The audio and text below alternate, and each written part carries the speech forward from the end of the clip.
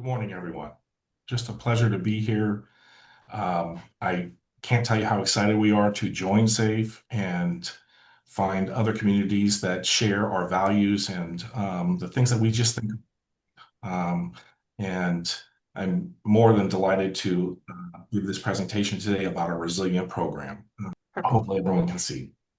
Um, Today's briefing can get a little technical, so I'm going to go quickly over some of the slides.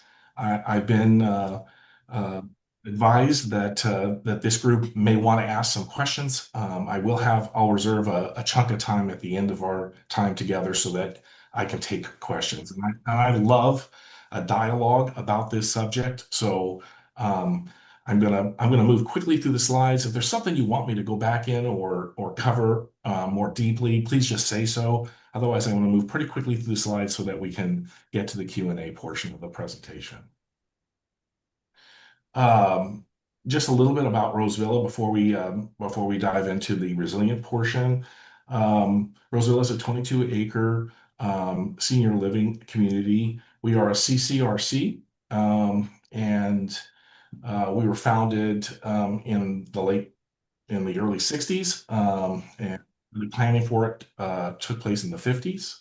Um, we're a garden style community, so we have diverse types of buildings. We do have a few multi-story buildings and multi-family buildings, but most of our buildings are single level and have a front door, back door. It's a garden style community. Just to go over a little bit of what we're going to cover today. First, I'll talk about why a resiliency action plan, why we're focused on resiliency. We'll talk about our first resiliency action plan actual construction, a Rose Port. And then I'll go over really what our overall goals are over the next 25 years, because the resiliency action plan is a long range plan. And then I'll leave time for questions.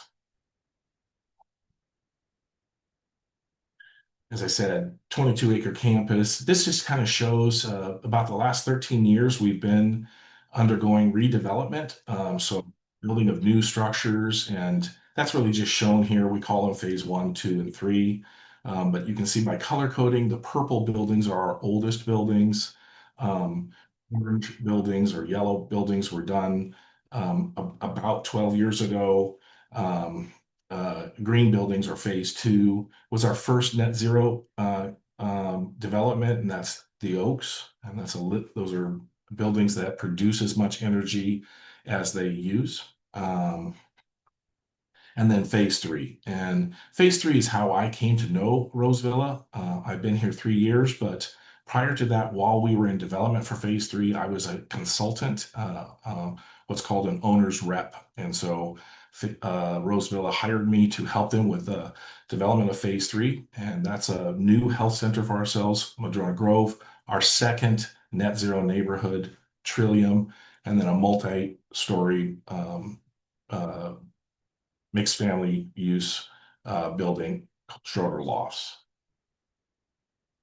So at RoseVilla, we have about 400 residents, 32 in assisted living and everyone else in independent living. We have 2 dining venues, a library, fitness center, sailing pool, performing arts center, full service salons and spas. And so it's a mini community, and we fashion ourselves kind of like a European village, different storefronts, different architectural styles on campus. And it's really truly a beautiful campus. The grounds, both our grounds department and the common areas, but really our residents and their yards, created just a beautiful garden community. Our community is driven, and it's not just for the residents to live here, but they drive what is important to RoseVilla. And resiliency and social responsibility, sustainability, these are important concepts here, and they really are the filter through which we conduct our operations. And you'll see as we go through the following slides, we have very ambitious, kind of audacious goals and objectives. And I'll be the first to express to you that we could never accomplish these without the collaboration of our residents. And the residents don't just present ideas to us, but they drive them to action and take action themselves. And it's incredibly inspiring, and it's the reason we have such audacious goals. I talked a little bit earlier about the two net zero neighborhoods. I'll spend a little time talking about them. To our knowledge, the Oaks was the first net zero neighborhood, certainly in the Pacific Northwest in our industry. I'm not aware of an earlier net zero neighborhood. Both the Oaks and Trillium were done with a trade partner called Greenhammer, who's a design builder, and they are very focused on sustainability. And these homes were the first homes that were sold during our developments of phase 2 and 3, and they really demonstrated to RoseVilla the desire for this type of home in our market. I do also just want to say, Glenn Lewis watched these developments from afar. He wasn't with our community at that time, but watched them with admiration. And I really didn't know when Glenn came a year ago what he was a new CEO, and I didn't know what direction he was going to take. And I was very gratified when he expressed his support for net zero development. In fact, he has um, made a commitment that all future development on RoseVilla will be net zero. About the Oaks, we built these in 2016 through 2018. It's 12 homes, and they use passive house design principles, including super insulation and well-detailed air sealing and hyper-efficient HVAC systems. And this allows us to really reduce the energy requirements for the homes. And so the 74 kilowatt solar panel array that's installed produces more energy than the homes need. And we do not store that energy for this development on campus. It's just simply a connection to the grid, and we drive our meters backwards. So for this community, we get a check back to us from utility. We don't really get a check because we have other utility bills elsewhere on campus, but it drives down our utility bill. Beautiful homes, one I would love to live in. Our second net zero development was Trillium Townhomes. These are 6 zero energy homes. We took lessons learned from the Oaks, and the development also benefits from advancements in technology. And so this development also used the same passive house principles, really focused on providing natural light into the homes. Again, they're super insulated, very well detailed air sealing, even more efficient HVAC systems than the Oaks. And with the 38 kilowatt solar panel system, we again are producing more energy than the development needs or uses annually. I also just want to talk about another feature that we developed in phase 3, and that's Rosie, and that's our water reclamation system. So the buildings in phase 3, Schroeder, Madrona Grove, and Trillium, they're gray water. So this is the effluent water from sinks and showers is collected and piped to a system in the basement of Schroeder where it is filtered, and then that is the water that's used for all toilet flushing in both Schroeder and Trillium. It's also the water that's used for all landscaping. So we're using reclaimed water for phase 3 landscaping and for toilet washing in both Trillium and Schroeder lofts. So resilient action planning, why? While we were in phase 3, RoseVilla encountered the same climate-driven emergencies that everyone in our region experienced. And so in the early 2020s, we had wildfire smoke events, heat waves, ice storms, multi-day power outages, and of course the pandemic. And this caused leadership at RoseVilla at that time to recognize we had long been committed to sustainability, but to refocus ourselves on resiliency. And to distinguish between those two terms, resiliency is our efforts to ensure we can continue to provide services and keep a safe environment for our residents in the case of a disaster, and that could be natural or man-made. And sustainability is a filter through which we conduct all our operations to ensure that they can be conducted um, sustainably over time. And so I also like to think of the two terms as resilient is tactical. And so that's near term and emergency response or response to an event versus sustainability, which is strategic and it's long term and it's a filter through which we conduct all our operations. And those, if you ask 10 people for those definitions, they'll give you 10 different definitions. But for RoseVilla, that's the definition of sustainability and resiliency. Because of those events, we were in the middle of construction. RoseVilla leadership decided that we needed to focus ourselves on resiliency, and we did so. We hired Greenhammer, our design builder that was doing the two net zero neighborhoods, had done the two net zero neighborhoods, and together with RoseVilla, we created a resiliency action plan.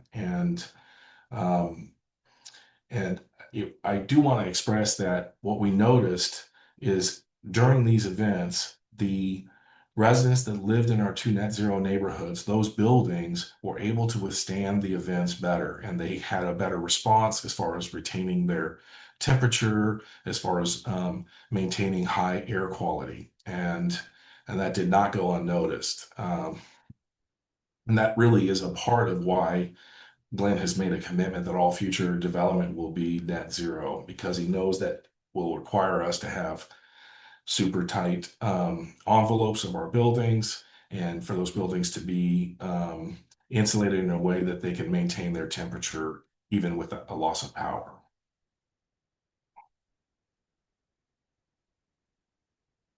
Um, the RAP, it took us about a year to develop the RAP. It's an over 100-page document. The RAP is not universally applicable. So I've had other communities that have approached me and asked, can you give us a RAP? And I certainly can as a document, but the document is tailored to us and to our built environment, our residents, our goals and objectives, and our resources. And so a RAP given to another community, a RAP is a process, and I think communities can derive value from going through that process, but they cannot. It is of minimal help for us to give you a copy of our end product. So the RAP is a long range plan, and it's again a filter through which we um, approach everything we do on campus, in particular in the built environment. And I want to say that there's no way that we can accomplish the goals in the RAP without a buy-in from the community. And so the community needs to understand what we're trying to achieve with the Resiliency Action Plan, and we need to get their agreement and endorsement and participation for the RAP to be successful. It was important for us to set goals that were aspirational and audacious, in fact, but also achievable. And it was also important that we advance goals. We believe in SMART goals. And so these are goals and objectives that we can measure, and we can determine whether or not we're on track to achieve our overall goals. And it was also very important to us. We knew going in that to accomplish the goals in the Resiliency Action Plan, it would be expensive and there would be costs associated with this. And so it was one of our objectives from the beginning is to pursue win-win solutions that also provided operational savings. And I think we've been quite successful in doing that. And I also want to express that there were unforeseen, I found this over and over in my career. When you do the right thing, things align, like the world aligns for you. And there are so many instances where we have received help or resource that we did not know we could get. We didn't purposely go after, but it fell into our laps because we were doing the right thing and doing the right thing as far as being prepared and having the data that was necessary. And um, some people call that karma, others call that being prepared. But I can tell you from practical experience that it's worked and it's worked in our benefit. And I'll give you a couple of examples as we go through the rest of this discussion. Um, the other thing that's super important is these are complex objectives that we have, and it was important for us to look for ways to be thoughtful in their implementation so that we synergize the efforts we're doing. And so it's something as simple as don't put photovoltaic panels on a roof if that roof doesn't have isn't new, basically. So, coordinate roof replacement with photovoltaic panel emplacements. And so that's the most simple example I can give you, but you'll see it play out as we talk about further projects. As we sat down to create the resiliency action plan, we knew the process we followed is the first is we did a risk assessment. And so what we talked about is the type of events that might occur or the things that were challenges or risks to us being able to continue to provide services or provide a safe environment. And we ranked those both on their likelihood and their severity. And what became clear to us, there could be a number of causation events, but it was the multi-day power outages were really our number one risk. And um, in particular, because frequently those power outages occur with another event. And so that is a ice storm or bad winter storm. So we lose power, and that did occur to RoseVilla. We had multi-day power outage and temperatures below freezing. And so the other type of event that's occurred is we have power outages because of wildfires. And so we have incredibly poor air quality and the same time getting hit with a multi-day power outage. And these really pegged our risk assessments. The other thing, and it's big, you'll hear it discussed if you ever come to the West Coast or the Pacific Northwest, and that's the Cascadia subduction earthquake. And this is a large seismic event that we know is going to occur, has occurred with regularity in this region, and we're overdue for the next major event. And when the Cascadia subduction event occurs, it will be the largest natural disaster the United States has ever faced. And the impacts are incredibly significant and really are a driver towards some of the goals and objectives that you'll see me outline in the Resiliency Action Plan. In the event of a Cascadia subduction event, we do not expect to have services, so I'm talking about utilities or emergency response, perhaps for up to 2 weeks. And so this is the penultimate disaster that we're trying to mitigate against. And just to talk about that, the experts are now saying there's a 37% chance over the next 50 years of this event occurring. There's no question about whether it's going to occur. The only question is when it will occur.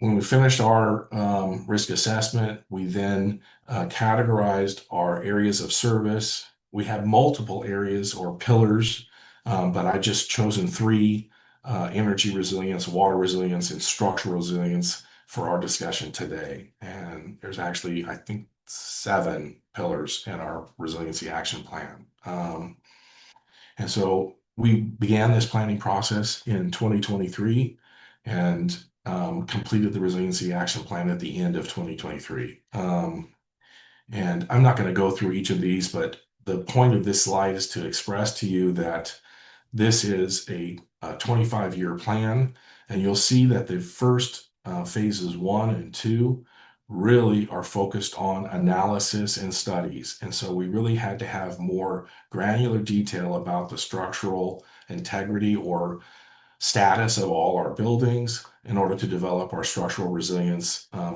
objectives. And And the same thing went campus-wide for our water resiliency, our energy resiliency, and I'll say that the process of analyzing our systems with this level of detail pointed out to us many practical issues that we're addressing now that really don't have anything, well, I guess they have to do with resilience in that they maintain our systems. But this was a deep dive into our campus and our systems and an analysis that I dare say is deeper than anything we've done on campus to date. And we're now in phase three, a very exciting phase for me because we're actually starting to do things now instead of analyze what to do or discuss best practices about how to achieve our goals. We're actually now in implementation and incredibly exciting. And our first project is, I'll speak about a little later, is a Roseport. And it seems modest, it's a garage replacement, but I couldn't be more excited about the project. I also want to just express that the Resiliency Action Plan is a living document. We did not expect to create a document that would remain static for 25 years. And so already the Resiliency Action Plan has had a number of modifications, revisions, or additions. And we will continue to update the document as time passes and more information becomes available.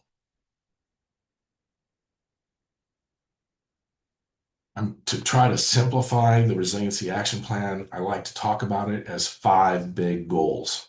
And uh, those goals really are broken out between uh, creation of Rose homes, and this is about half of our structures on campus are what we call classic cottages, and they're the original homes built in the 1960s.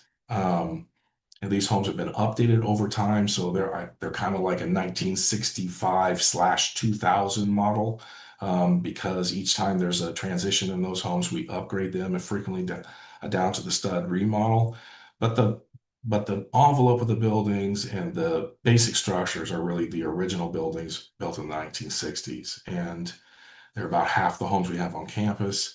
And so we are calling those Rose homes. And so a lot of our focus of analysis and focus for future development is how to address those homes and bring them into conformance with our resiliency goals. The second thing I'll talk about is Rose ports, and we're actually in construction for one of those now. And this is a replacement. We have 13 carports and garages on campus, multi-car garages, and they are distributed around campus, as you might imagine, so to allow for parking that's proximal to buildings. And this makes them ideal as locations for development of resiliency hubs. And because they're distributed throughout the 22-acre campus, it also gives us an ability to distribute resiliency response equipment and material throughout campus and make smaller hubs that are more accessible and would make most sense in the event of a disaster. And so it's our intent to convert all 13 of those garages or carports, maybe hopefully reduce some of those. One of our goals, sustainable goals, is to reduce the number of cars on campus. So hopefully not 13, maybe more like 7, but we'd like to convert all of those to Rose ports over the next 25 years. And these places will have water storage, battery storage of photovoltaic produced electricity, and also are areas for us to store emergency response. In the event of a disaster, we'd ask the residents to remove their cars from those garages or carports, and we would use them as places for residents to come to charge medical devices, cell phones, for us to charge our electric vehicles or Surreys. And they'd be lit. That's where people could go to get their potable water, etc. The third thing is Rose Havens. So we, in our multi-family buildings, we have large gathering spaces like our Performing Arts Center or our rec room. And those areas are areas that we will improve and make more resilient so that they can serve as areas of refuge for residents that may not be in a neighborhood that is surviving or is tenable after a disaster. and they would have similar, mainly it's seismic improvements and air quality improvements. We also have discussed our plan for a Rose Amphitheater, and this is basically, I like to think of it as a Rose Port on steroids. And so it's a larger outdoor gathering area covered, like think picnic pavilion at a national park, but it would have resiliency features, water storage, photovoltaic and battery storage. Also would be an area for gathering in case there's a major seismic event and buildings are no longer viable on campus. We can put up modular building systems, tents, basically, at the Rose Amphitheater, and it could be an area for refuge. The last is our most ambitious and audacious, and that's the creation of a microgrid here on campus. It's our goal to create a regional microgrid, so that's one that would support both our campus, a sister camp or adjacent campus that is not affiliated with RoseVilla, that's just to the north of us, another senior living community, as well as nearby government and municipal buildings. There's an elementary school nearby and a water district water treatment plant that's nearby. And so we'd like to create a regional community microgrid. Microgrid very quickly is a whole separate discussion, but I'll just describe it very briefly. That is an area that can separate from the main grid and continue to provide electrical, we're talking about electrical infrastructure, so continue to provide power to a smaller area independent of the shore power or the grid. And so these would be smart systems that would be controlled by the grid, by the utility, so that they know when they're starting to have power fluctuations, etc. This contributes to grid stability because they can shut us off and, oh, I'm sorry, I didn't mean to do that. Ah, There we sorry. go. No worries. They can shut us off the grid, and that will help to reduce the load on the grid and help to stabilize the grid. And we'll do this with a combination of photovoltaic panels and battery systems, and at this point, probably diesel generators. We're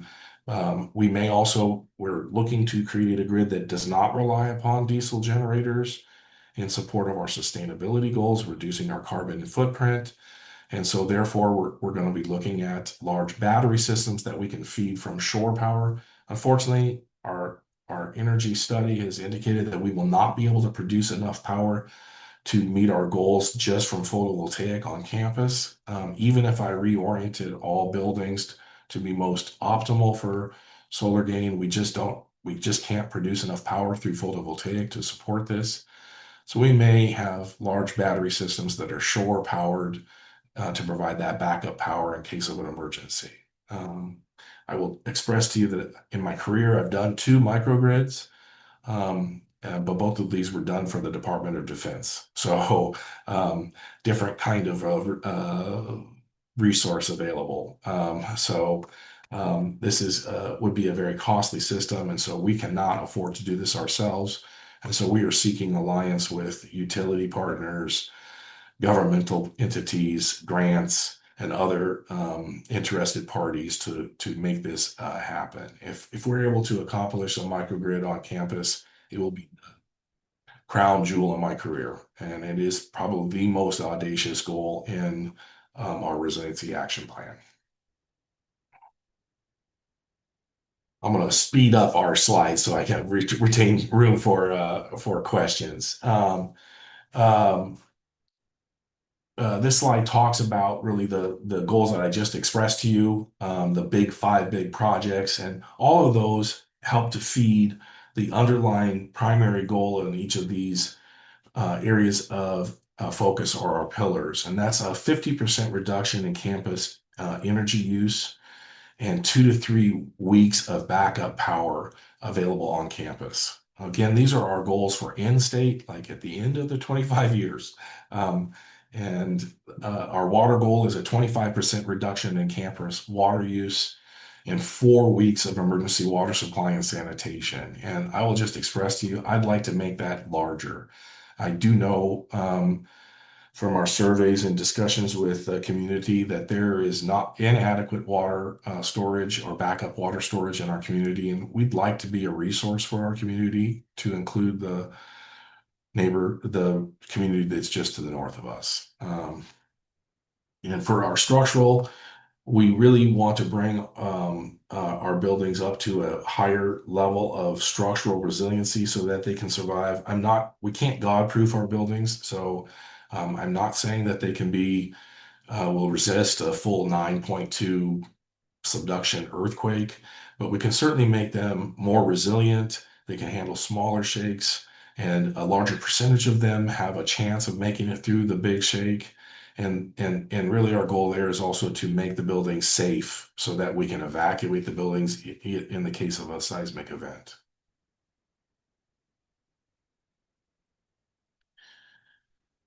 For energy resilience, I'm not going to read this slide to you, but I'll just express to you that we have goals and objectives under each of those big projects that I talked about that will allow us to achieve our goals. I also, just an important factor, I talked a little bit in the beginning about having SMART goals or measurable goals. And this is, we recognize we're not going to get from where our current energy use is to 50% less in one fell swoop. It'll take incremental steps and um, and frankly, at the beginning, low-hanging fruit, things that are easy for us to accomplish. Um, and so I, we have yearly goals and objectives, but just to show you, by phase, this is the incremental improvement we intend to do as far as energy resilience.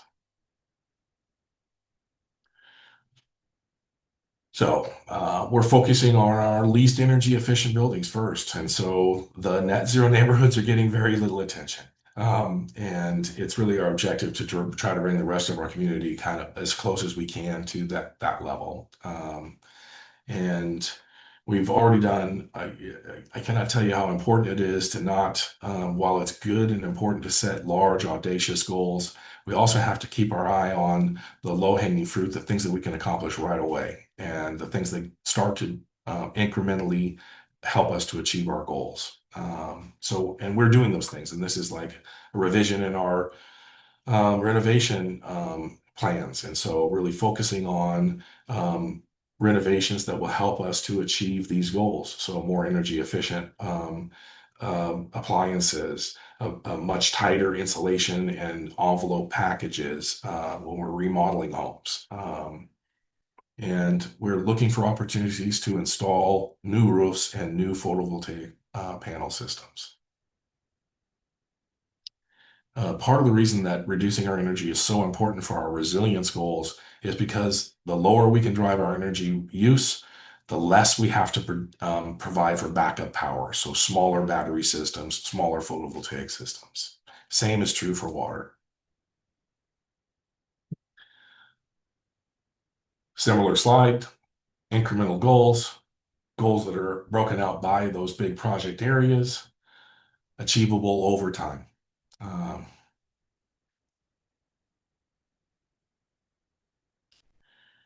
So we have already accomplished most of the low-hanging fruit that is available on campus. And so these are water efficient fixtures, the water reclamation system. I'd like to see us do a phase 2 of Rosie, and that's a larger system that encompasses larger portions of campus. Really, we have to time that up. I talked about synchronizing projects. We have to tie that up with infrastructure projects. So as we go into areas of campus and replace current infrastructure for water, that is the opportunity for us to install Rosie 2. As far as potable water, it may seem counterintuitive. We're right next to a beautiful campus right on the Willamette River, one of the most beautiful waterways in the United States of America. However, we cannot use Willamette River or count on Willamette River as potable water in the case of emergency. And especially in seismic events, many municipalities, including Portland's water treatment plants, are located on rivers, and the river systems will not be suitable for even through with filtration for potable water source. Also, frankly, the rivers are going to be very dangerous. So a lot of debris and other the rivers won't look like the rivers do now. So we can't use the river. We have a beautiful giant pool, but it's a saltwater chlorinated pool, and even very sophisticated filtration systems can't deal with that kind of water to create potable water. And so for us, it's rainwater collection and storage and treatment systems to rainwater potable. I also, I won't spend a lot of time on it, but one of our areas is waste management. And so, and I just want, I only have this on here is because um, an audacious goal would be us creating living buildings that dealt with and digested our waste. I'm talking about human waste. But that is too audacious and not feasible. And so we came up with, our residents came up with a two bucket system for human waste. And that's just like you would use if you go whitewater rafting or camping. And it's a two bucket system. And we sell these systems at our resiliency action plan at cost, and they've created a great system, better than the one I use when I go whitewater rafting. And but what I mean to say by that is that you don't always have to your solutions don't always have to be large, complex systems. They can be very simple systems and easy to implement. And we're making great strides towards penetration of having every home have a two bucket system as a backup system in case our toilet systems do not work. Seismic resilience. We have analyzed all the buildings on campus, building types on campus with our structural engineers. Um, we have developed strategies to make improvements to the classic cottages, our Rose homes. Um, this is a very challenging endeavor because those homes are occupied. So how do we make structural improvements to homes that and maintain occupancy and not drive the residents crazy while we do it? Um, I'll tell you that we're still working on that solution, and we have viable solutions on how to make the improvements to the homes, but that last piece of how to do it while they're occupied is challenging, and we've determined a way to do it. It's just expensive, so we're still working on that solution. Same thing though, incremental goals and objectives that will help to achieve our overall goals.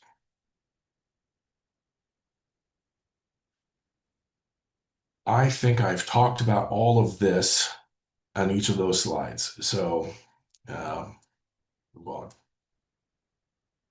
Cannot speak to how important this is. The resiliency action plan wouldn't have came into fruition and would not be able to be executed without engagement from our residents. Um, and um, that this is truly the wind beneath my wings. This is the thing that drives me every day. And it makes it such a joy to work here at RoseVilla. One of the very important low-hanging fruits is emergency response plan. And we have a group here on campus called Ready Force. They were in existence before the Resiliency Action Plan. They had emergency response plans prepared before the Resiliency Action Plan. But the Resiliency Action Plan, I think it's fair to say, incentivize them to refocus on this and make improvements to it. And these are the type of things that we have focused on. And I will tell you that the efforts of the Ready Force in these areas have had the most dramatic effect so far in improving the resiliency on campus. And it's simple things like storing self-resilience. So storing food and water in your home for your use in the case of an emergency. Um, an excellent Ready Force response guide. And this is also a living document, and it's now in my court. So they have done this year's update and have sent it to me. And so I've got it distributed to staff, and the RoseVilla team members are now providing their input to that response guide. I talked a bunch about the two bucket system. They've made updates to our campus response maps and also reorganized themselves as emergency response neighborhoods. And um, they they conduct drills and exercises. We do communication exercises together between team members and the Ready Force. And the annual refresh parties. And so this is a party that they host every year for campus wide, where we have set up informational tables, booths that they man, and these are cover all the topics like food and waste and backup energy, etc. And it's a reminder to residents to go through their emergency stockpiles and replace or replenish them. And so they provide an avenue to donate food that is nearing expiration to go to food banks, and so that residents can replenish their supplies, etc. Okay. Yeah, I talked about how excited I'm in to get into implementation. Let's talk about the Rose Port. And so out of adversity comes opportunity. We had, unfortunately, a fire on campus, and we had a four-stall garage, and the garage caught on fire and burned to the ground. And it just happened to be on the day that we gave the resiliency action plan briefing to Glenn, our new CEO.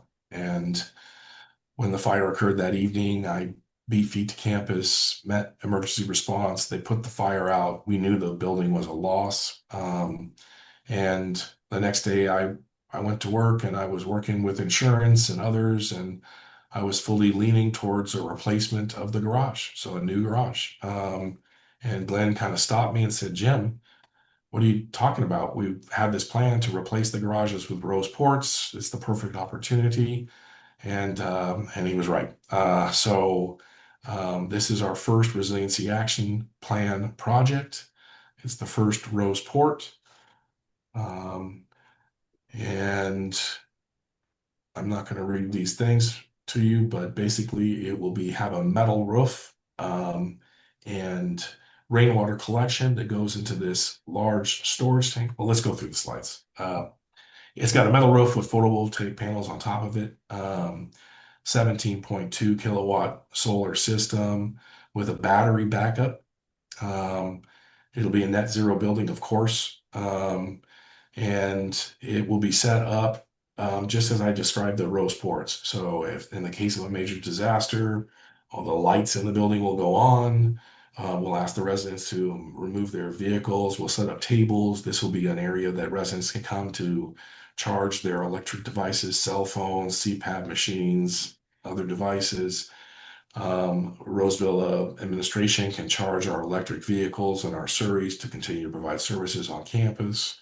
Um, and it's a model for how we intend to remodel other locations. And it's our first backup battery system powered by photovoltaic or the sun.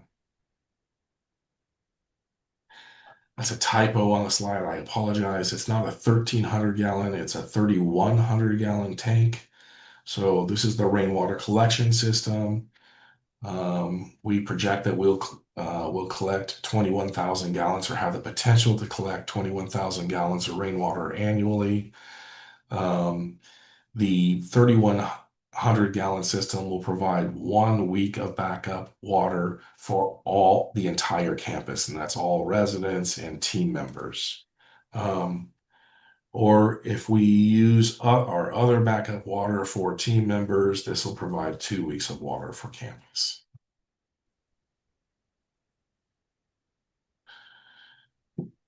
Things that didn't make the budget that we intend to do after the project. So we're going to self-perform installation of the landscape around the Roseport.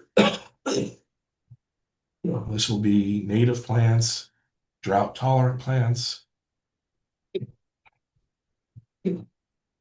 because we intend to irrigate them using the rainwater collection system. Some of the exciting things that Roseville is planning this year. We have electrified our motor vehicle fleet, so we eliminated our internal combustion engine vehicles, purchased all electric vehicles. We did this at the beginning of the year. Sometimes it's not opportunities like a vacated garage spot. Sometimes it's threats. And so for us, we saw the incoming administration, potential changes to governmental subsidies and incentives for electric vehicles. So we moved quickly at the beginning of the year, and we had intended to replace one vehicle this year and replace a vehicle a year over the next several years. We accelerated that plan to take advantage of opportunity we had at that time, beginning of the year. And so we have fully electrified our fleet now. I'm gonna skip to the next. This is what we see as the keys I see as the keys to success with the Resiliency Action Plan. This is a committed leadership. Glenn Lewis, our CEO, fully committed to the plan. I've spoken many times about the community engagement. We have a group of very committed residents that continue to meet and drive and set audacious goals, and it's the implementation. And